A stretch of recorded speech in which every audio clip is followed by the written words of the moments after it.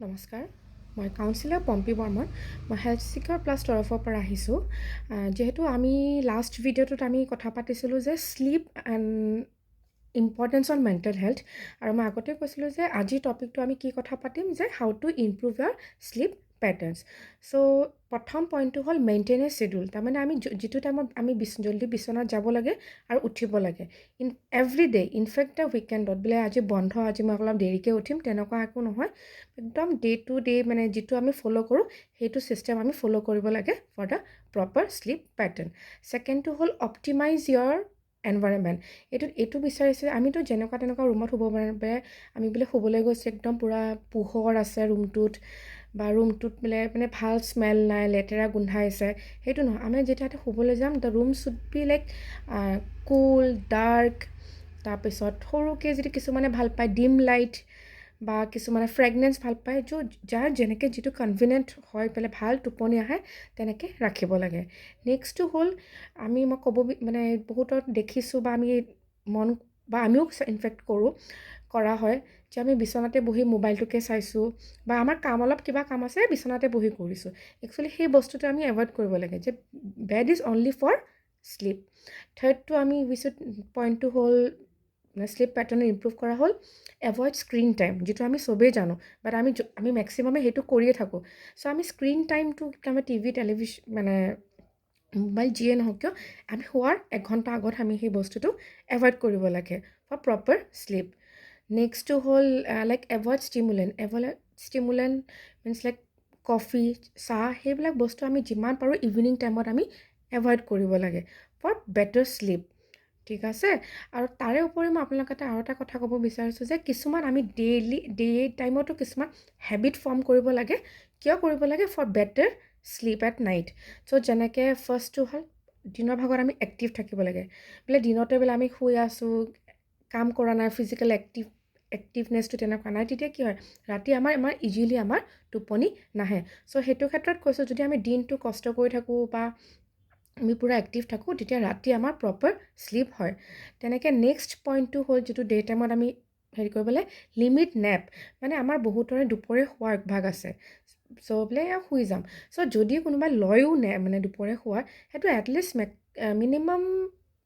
Maximum 30 minutes হ'ব লাগে তাতকৈ বেছি হ'ব নালাগে আৰু আফটাৰ 3 o'clock আমি সেই বস্তুটো আমি এভইড কৰিব লাগে যেনে যিমান পাৰোঁ আমি ৰাতি মানে 2-3টা বজাৰ পিছত নুশুবলৈ চেষ্টা কৰোঁ যাতে আমাৰ টোপনিটো ৰাতিলৈ ভাল হয় তাৰে উপৰিও মই আপোনালোকক আৰু এটা পইণ্ট ক'ব বিচাৰিছোঁ যে কেতিয়াবা কি হয় আমি বিচনাত আমি গৈছোঁ আমাৰ নিজৰ টাইমত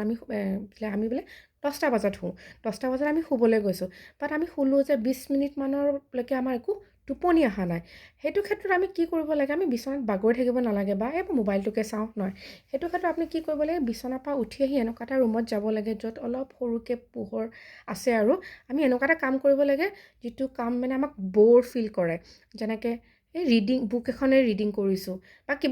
ঠিক আছে চ' তেতিয়া ক্ষেত্ৰত কি হয় যেতিয়া যিটো কাম আমাক ব'ৰ ফিল হয় আমি যদি সেইটো কৰোঁ ন তো তেতিয়া আমাৰ লাহে লাহে আমাৰ টোপনিটো লাগিবলৈ ষ্টাৰ্ট হয় আৰু যেতিয়া লাগে লগালগে নহয় অলপ হেভিকৈ লাগিব দিব তাৰ পিছত আপোনালোকে শুব পাৰিব সেইটো কয় 20 মিনিটছ ৰুল বুলি সেইটো কয় ঠিক আছে চ' এইখিনি হ'ল how to improve our sleep patterns তো এতিয়া মই আপোনালোকক ক'ব গৈ আছোঁ যে daily sleep hour by the age group so' আমি কোনে কেনেকৈ কিমান শুব লাগে কোনে কিমান শুব লাগে কোনে কিমান শুব নালাগে নুশুলে কি প্ৰব্লেম হয় সেইটোৰ ওপৰত ডিছকাছ কৰিম প্ৰথমটো হ'ল children at least they should sleep for 9 to 12 hours আৰু যদি নহয় তেতিয়া কি হ'ব it might lead to slow' learning সিহঁতৰ শিক্ষাবিলাক লাহে ধীৰে হ'ব পাৰে বা বহুত বেছি হাইপাৰ হৈ থাকিব পাৰে মানে খেংখেঙীয়া হ'ব পাৰে ক্ৰেংকি হ'ব পাৰে ইম'চনেলি ইমান ষ্টেবল হ'ব মানে নাথাকে ঠিক আছে তেনেকৈ ছেইম ক্ষেত্ৰতো টিনেজাৰ এটলিষ্ট তেওঁলোকক 8 to 10 hours সিহঁতে শুব লাগে যদি নহয় কি হয় তেওঁলোকে ডিপ্ৰেশ্যন ফিল কৰিব পাৰে বা ল' মুড ফিল হ'ব পাৰে বা এনজাইটি নাইবা একাডেমিক ডিক্লাইন নাইবা পুৱাৰ ডিচিশ্যন মেকিং হ'ব পাৰে চ' সেইটো কাৰণে কৈছোঁ so' teenager at least they should go' for bed should sleep at least for 8 to 10 hours নেক্সটটো হ'ল এডাল্ট এডাল্টে কিমান শুব লাগে তেওঁলোকে এটলিষ্ট 7 to 9 hours শুব লাগে আৰু এবচেঞ্চ অফ দিছ মানে যদি নুশুৱে ইট লিড টু ডায়েবেটিছ যিবোৰ আমি গমেই পাওঁ ডায়েবেটিছ হ'ব পাৰে হাই ব্লাড প্ৰেছাৰ হ'ব পাৰে, ৱেইট গেইন হ'ব পাৰে, বা হাৰ্টৰ ইছ্যু হ'ব পাৰে, বা আমাৰো ছেইম ক্ৰেংকি হ'ব পাৰোঁ। চ' আমি এডাল্টেও আমি এটলিষ্ট 7 to 9 hours আমি শুব যাব লাগে। আৰু তেনেকৈ একদম লাষ্ট মানে এল্ডাৰলি পিপলবিলাকেও তেওঁলোকেও ছেইম 7 to 8 hours শুব লাগে। নহ'লে কি হয়, তেওঁলোকৰ কগনেটিভ ডিক্লাইন হয়, যেনেকৈ এলজাইমাৰ ডিজিজ যিটো আজিকালি বহুত হৈছে, ডিমেনচিয়া হ'ব পাৰে, বা ইমিউন ছিষ্টেমটো উইক হ'ব পাৰে, বা ক্ৰেংকি হ'ব পাৰে। চ' তেনেকৈ এল্ডাৰলিও ছেইম। চ' সেইটো কাৰণে কৈছোঁ মানে একৰ্ডিং টু এজ গ্ৰুপ যাৰ যিটো হ'ব লাগে আমি শুব লাগে, সেইখিনি আমি মেইনটেইন কৰিব লাগে, যাতে আমি নিজকো ফিজিকেল ফিট ৰাখোঁ। চ' আপুনি গম পাইছেনে যে শ্লিপ ইজ অলছ' কিমান important in order for physical and mental health. So' আমি সেই বস্তুটো আমি ভালকৈ মেইনটেইন কৰিব লাগে। আমি এইটো ক্ষেত্ৰত একো কম্প্ৰমাইজ কৰিব নালাগে। যিহেতু মই আগৰ ভিডিঅ'টোতো কৈছোঁ যে sleep is a super natural power for the brain. আৰু আমাৰতো আল্টিমেট গোটেই কামখিনি আমাৰ ব্ৰেইনেই কৰে।